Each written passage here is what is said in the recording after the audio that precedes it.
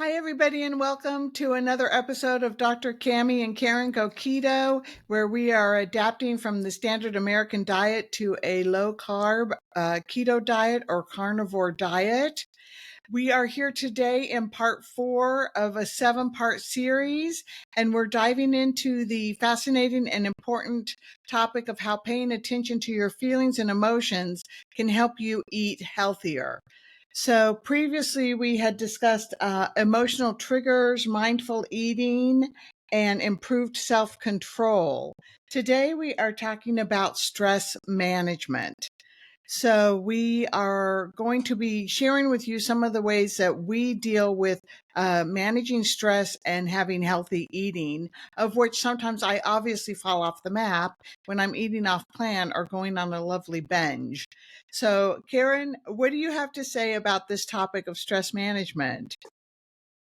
There are a few things that I think are important regarding stress management and emotional eating, and I think that that has to do with time, place, awareness.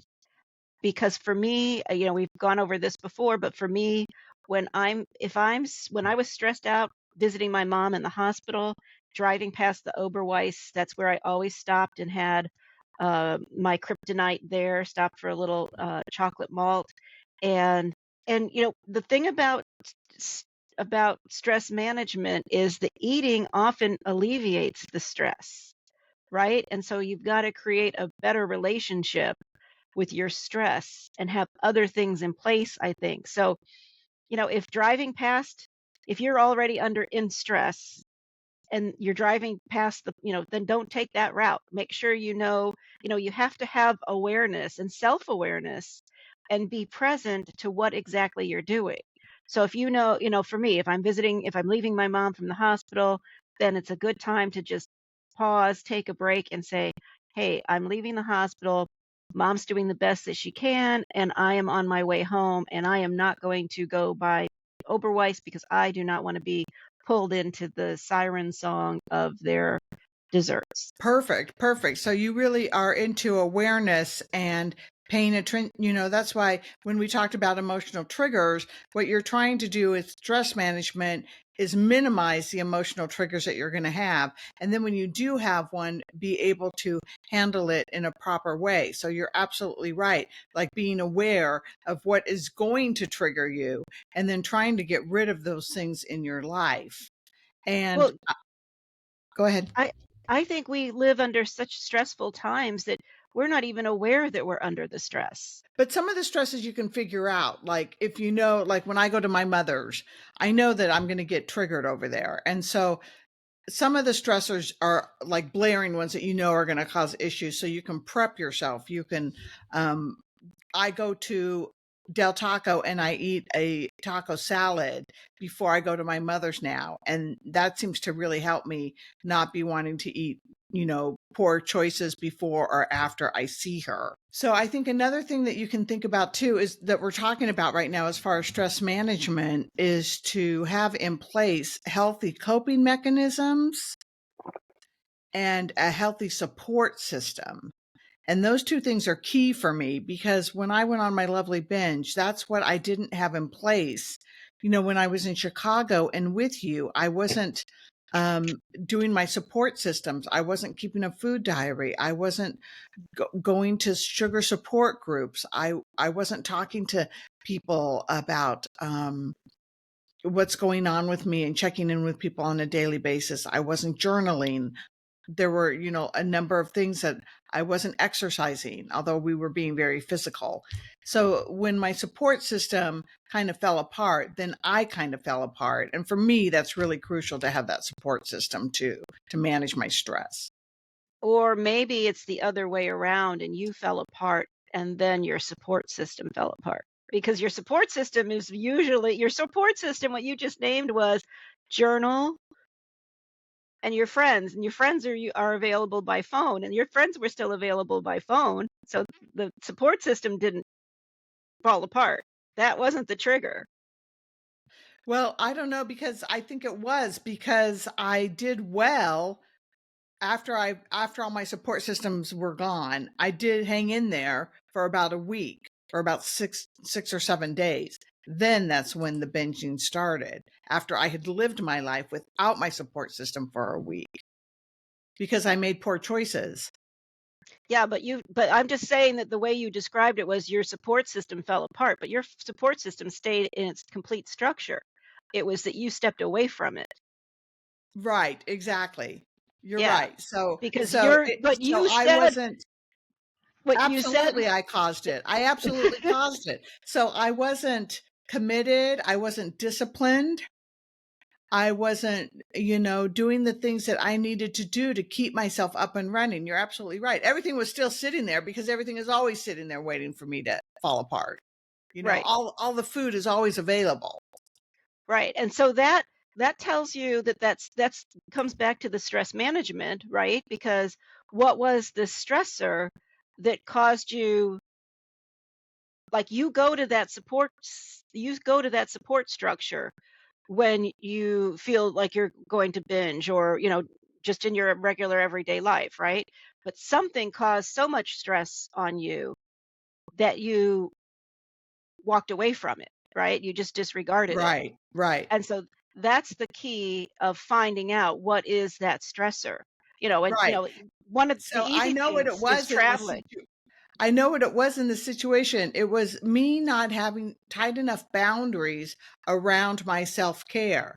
And that's what I put that on myself because when I went out to Chicago to be with you and help you with your mom, I made the commitment to be with you and to let my support system fall apart. And I didn't have to do that. I could have said, Karen, I'm out here with you. I need to do this at this time. I need to call my friend here. I need a few, and then I could have taken a few minutes at night or in the morning to do my food diary. There were everything that I could have done.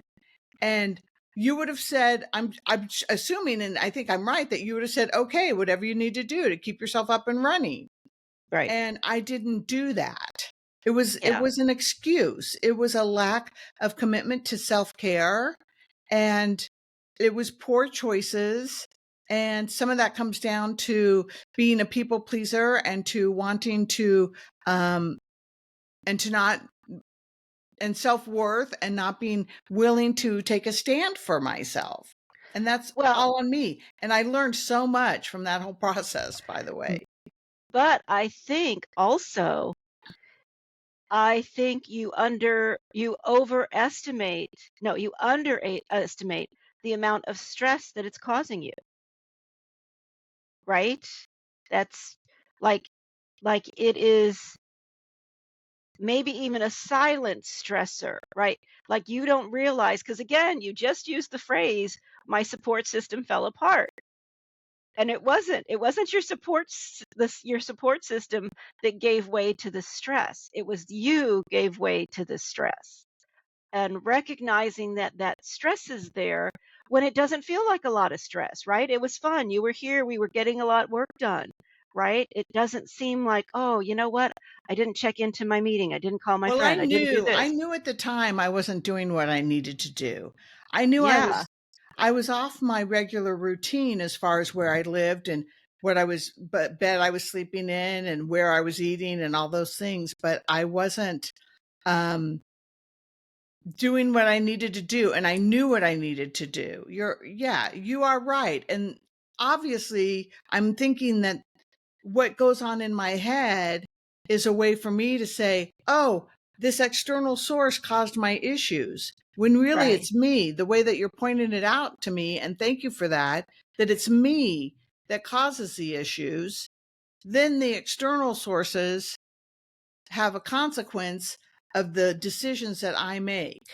right. And maybe because even though you say that that you're not doing what you should be doing, I don't know if you actually recognized until now what that, I mean, not right now, but I mean after the trip, that you realized what effect that actually has on you, right? How much, I mean, the system, your internal system gave way so much so that you did not rely on any of that structure. you know what I Right. mean? I mean, maybe Right. a little at a time, but you need all 4 of those supports, right? You need the meetings, you need the calls, you Well, need the it's about journaling. 8 things. There's about 8 things on the list that are choices that I have for that day, and I don't have to do all 8 of them, but if I do 4 or 5 or 6, it's when I'm fine. And then the Right. next day I can make other choices, but when I don't make any Right, for when a you do long period 0. of time, that's when I fall off the map, and, um, and I know how to be committed to these choices because I went 6 weeks without binging, and so I know how to be committed and disciplined enough to do the choices. I just didn't do it. And you're right. I didn't appreciate the amount of stress it was going to exert on me, and I didn't manage it at all.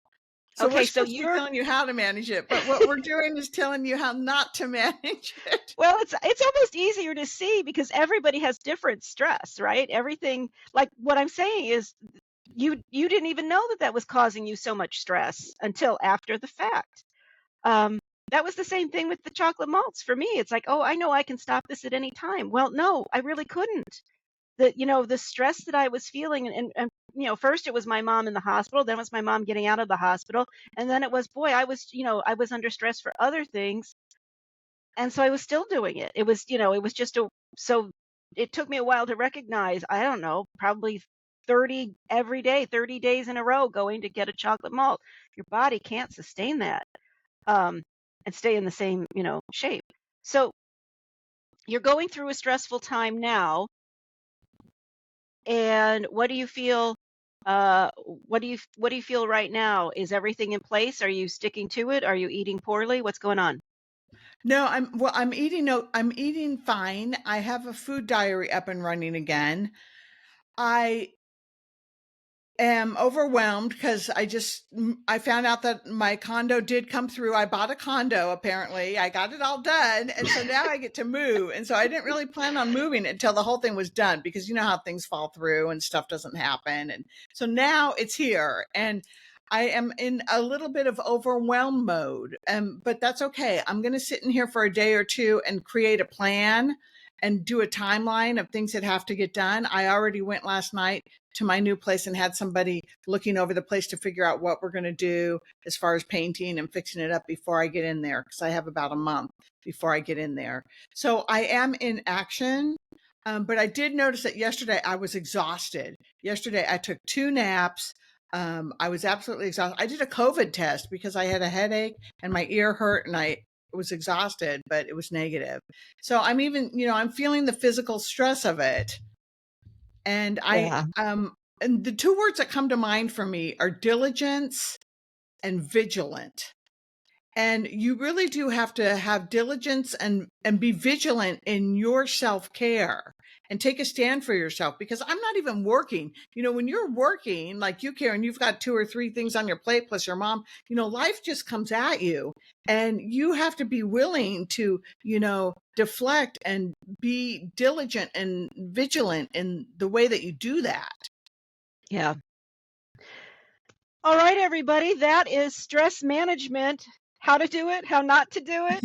And I don't know, did we even touch on meditation, prayer, quiet time, walk in nature?